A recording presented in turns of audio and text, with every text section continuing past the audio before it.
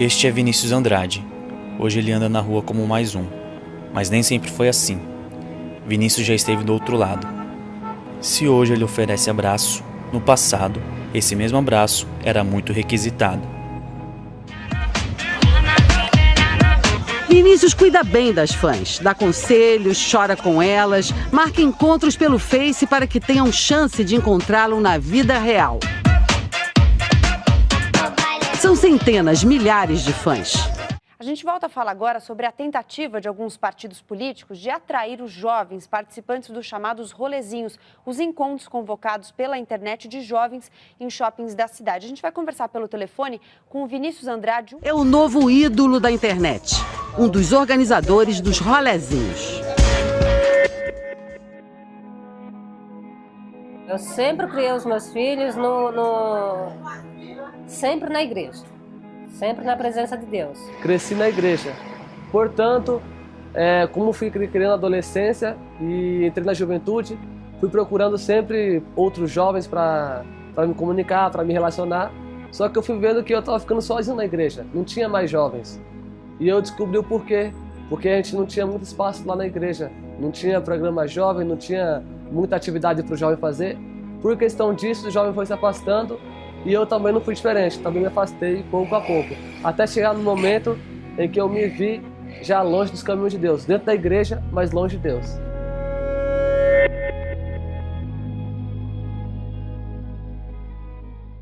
Na adolescência, Vinícius fez uma mudança de rota.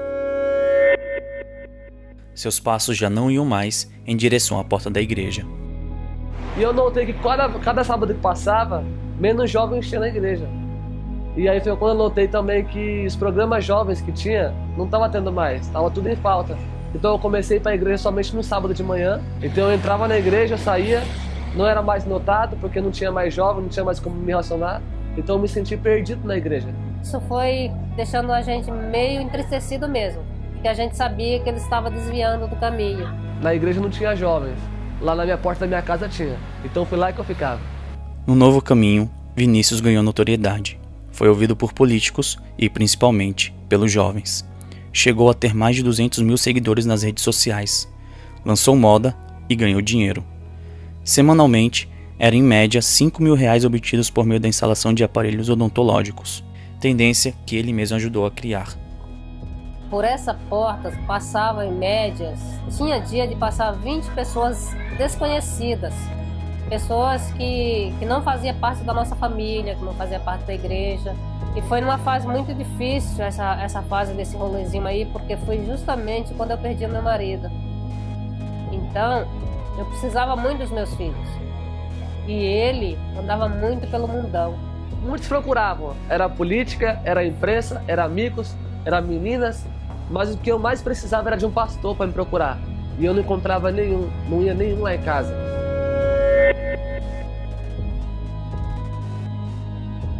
Das dezenas de reportagens publicadas sobre o rolezinho, este trecho evidencia a silenciosa luta de diversas mães que se recusam a fechar a porta do coração para os seus filhos. Uma Bíblia sobre a mesa numa casinha da periferia de São Paulo. Na parede, quadros de uma viúva, mãe de 3 filhos. Ela pinta quando está estressada. Para arrumar o quadro de Vinícius, uma porta teve de ser fechada. A porta da igreja. Certa noite, voltando para casa, Vinícius resolveu entrar em uma igreja adventista para fazer uma oração. Era noite de vigília. Por segurança, os diáconos fecharam a porta da igreja minutos depois que Vinícius havia entrado. Ao amanhecer, a porta foi aberta novamente, mas Vinícius não deixou a igreja. A quantidade de amigos na pequena casa de Vinícius pode até ter diminuído depois disso, mas ele continua influenciando jovens. Exemplo de Esther Santos. Com 16 anos, ela tem uma história semelhante à de Vinícius, como centenas de outros jovens cristãos, adventistas ou não. Durante as entrevistas, todos citaram o relacionamento com os amigos como fator decisivo para frequentar uma igreja.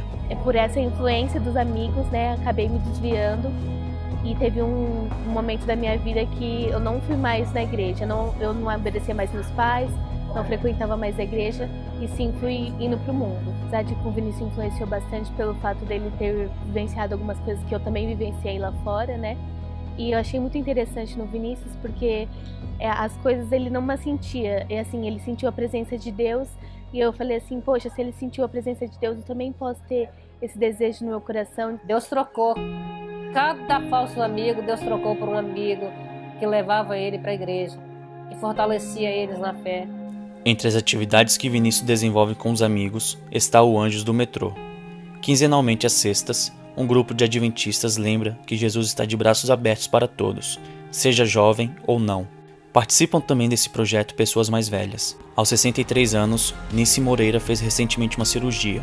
Não recebeu visita de nenhum familiar. Os únicos que apareceram no hospital foram os amigos que fez no Anjos do Metrô. Hoje eu sinto que esse daqui é meu chamado de levar pessoas também, outras pessoas ao redor do mundo, para estar ao pé de Jesus também. O dicionário define porta como sendo a abertura para entrar ou sair. Do termo, derivam duas figuras de linguagem com sentidos opostos. Deixar uma porta aberta seria o mesmo que não cortar todas as oportunidades, enquanto fechar as portas significa não permitir o acesso. Após o grande desapontamento de 1844, os adventistas se dividiram em dois grupos, os da porta aberta e os da porta fechada. 150 anos depois, a porta volta a ser tema entre adventistas. Se antes o debate era sobre doutrina, hoje é sobre comportamento.